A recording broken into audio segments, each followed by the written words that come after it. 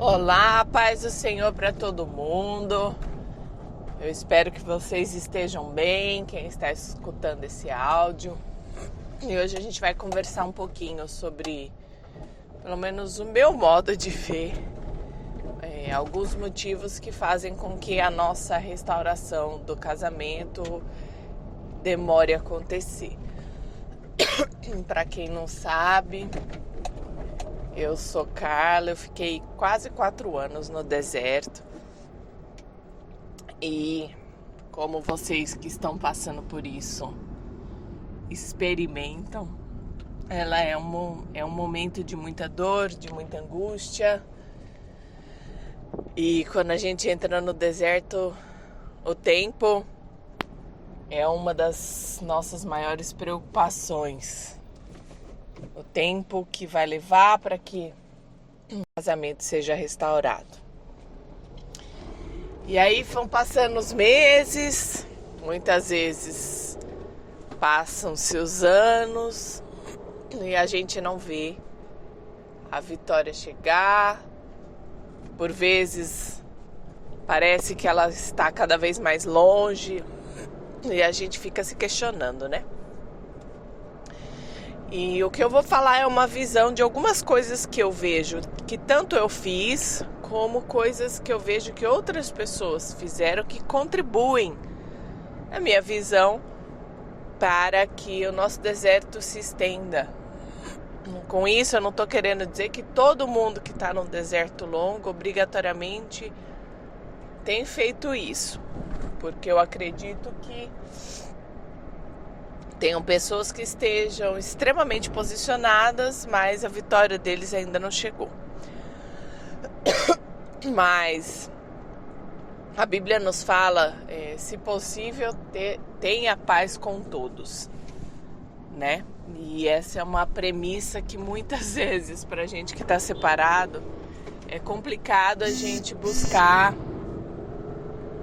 e a gente conseguir, né? Primeiro porque no começo, e aí eu falo começo, eu falo a primeira fase da nossa separação, do nosso deserto, que para alguns dura meses, alguns demoram bastante tempo. Tudo que a gente não faz é buscar a paz com o nosso cônjuge. Porque pressionamos, porque imploramos aquela atenção, porque pedimos para voltar, porque ficamos querendo saber da vida da pessoa, para ele, para amigos, para familiares, enfim. E aí a gente cria eu creio que uma mágoa extra, uma certa resistência do cônjuge em ter contato com a gente, justamente por essa atitude, aflição que a gente acaba tendo para que ele volte. E a gente não pode esquecer que quem saiu de casa normalmente não sai de casa na primeira oportunidade ou na primeira crise, na primeira briga do casal. Normalmente a pessoa sai de casa depois de um bom tempo de acúmulo dos desgastes, das situações. E a pessoa vai amadurecendo essa ideia da separação. E quando a pessoa sai de casa, ela já está muito certa do que quer, da decisão que tomou. E ela já está, assim, no extremo cansaço por todas as atitudes e situações que levaram durante o casamento a uma separação. Então é natural que quem saiu de casa tenha uma certa mágoa. E aí a gente às vezes pega essa mágoa que a pessoa tem, esse sentimento que ela tem, essa raiva, qualquer coisa, e de certa forma a gente desmerece, porque a gente fica, não, mas não é assim, mas eu vou mudar, mas... E a gente não dá, às vezes, o tempo para que a pessoa também possa passar esse sentimento ruim. E aí a gente fica em cima e a gente acumula mais coisa ainda, mais pressão neles, né? Eu acho que esse é um primeiro ponto. A gente precisa entender que há um tempo, até para que as coisas ruins possam amornar dentro do coração e da cabeça da pessoa. Outra coisa que eu vejo, e que foram coisas que eu também fiz, enfim, a gente murmura demais da situação. É porque é um tal da gente se colocar numa posição de vítima, de coitada de mim, que não merecia isso. Olha o que o fulano tá fazendo, porque me traiu, porque me trocou, porque tá vivendo a vida com não sei quem, com não sei o que lá. E a gente começa a olhar para o que o outro tá fazendo como se o outro fosse o responsável pelo nosso sofrimento. E às vezes a gente não consegue perceber ou não quer perceber que o outro saiu de casa e se envolveu e viveu a vida dele por N situações que saíram do controle dentro da nossa casa. E de que não é a responsabilidade única dele. E que se ele se envolveu agora e eu estou lutando pelo meu casamento, é uma escolha minha lutar pelo meu casamento. Eu não posso obrigar que o outro entenda, concorde, queira a mesma coisa que eu. Então a gente, dentro dessa situação de lutar pelo casamento, por vezes a gente passa muito mais tempo olhando para o que ele está fazendo, para o que ele disse, para o que ele fez, para o que ele está sentindo, postando na internet, do que olhar para nós e falar, cara, o que eu fiz no casamento que contribuiu para que o clima da minha casa foi ruim? O que eu tenho feito na minha vida que tem me afastado de Deus? O que eu posso fazer para que eu seja uma pessoa melhor diante de Deus, diante dos meus pais, diante dos meus filhos?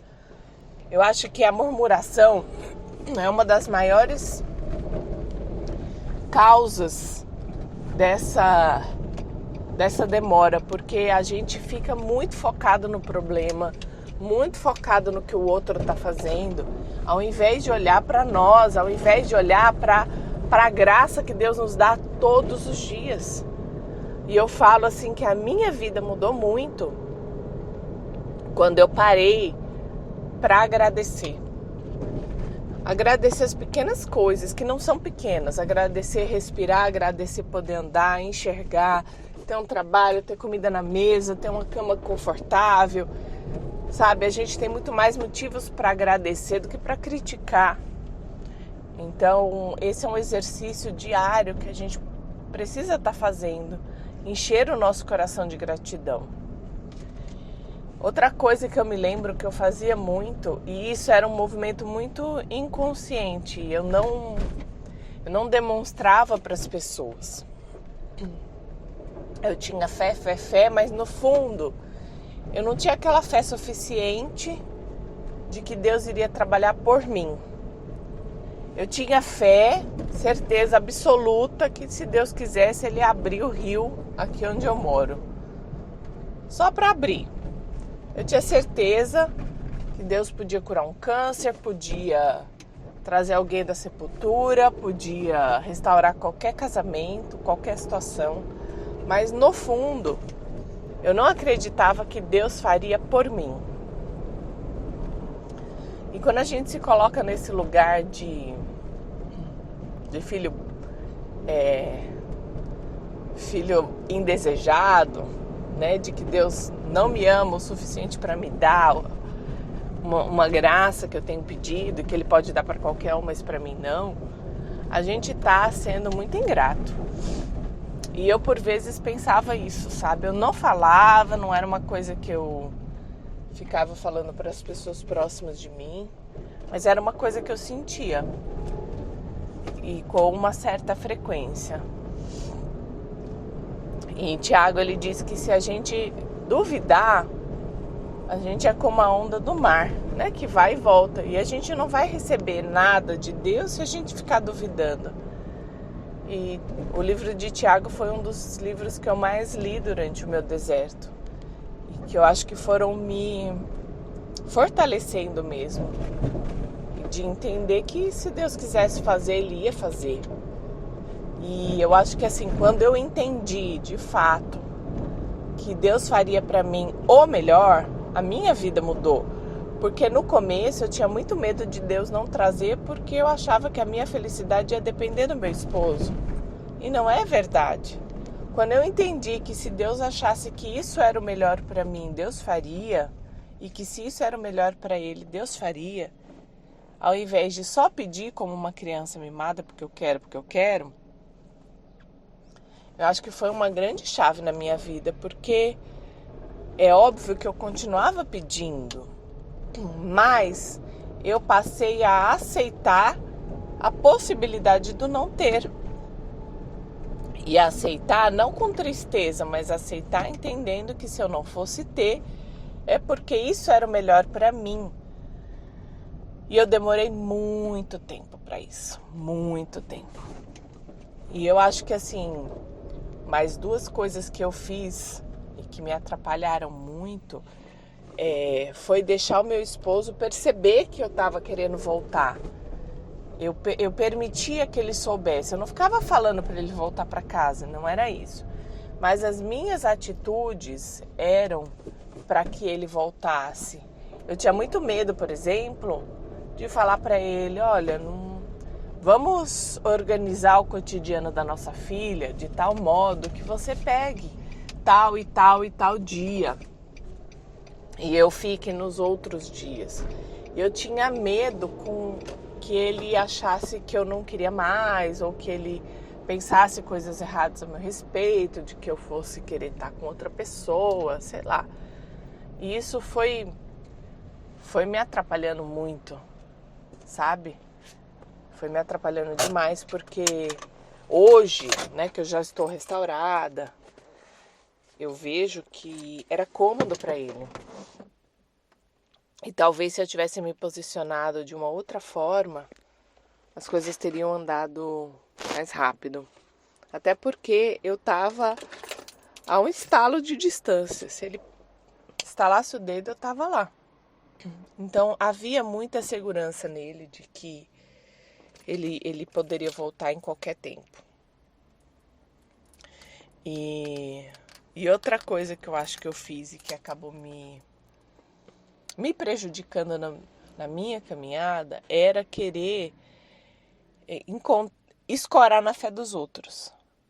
Então, assim, tinha hora que eu tava muito forte, que eu ia pra igreja, que Deus falava alguma coisa, ou que as pessoas falavam, a gente tá orando, eu creio, mas eu comecei, daí quando alguém falava assim, ai, mas já passou tanto tempo, ai, mas ele tá tão feliz fora, ele tá vivendo assim, assim, assim, eu esmorecia, a minha fé ia diminuindo, e assim, eu aprendi que eu não posso estar na fé dos outros, né? Eu preciso estar na minha fé. E assim, obviamente que é muito bom a gente ter pessoas que oram conosco, que creem junto conosco, mas a minha vitória não depende, não pode depender da fé de ninguém. E eu sempre pensava assim, quando eu estava muito fraca na fé, quando eu tinha vontade de desistir de orar, eu parava para pensar, eu falava, cara, se ao invés do meu casamento fosse um filho nas drogas, eu ia parar de orar porque a pessoa falou que não quer mais. Aí eu parava para pensar, falava, não, eu não ia parar de pensar, de orar, de querer isso. Então eu continuei orando sempre sob essa perspectiva de que se eu não pararia de orar pela salvação de uma pessoa, de um filho, de uma mãe, eu não deveria parar de orar pela salvação do meu esposo, mesmo que ele falasse que não quer. Então eu acho que é isso. Eu espero que esse áudio traga reflexões para todo mundo e mudanças de comportamento. Amém?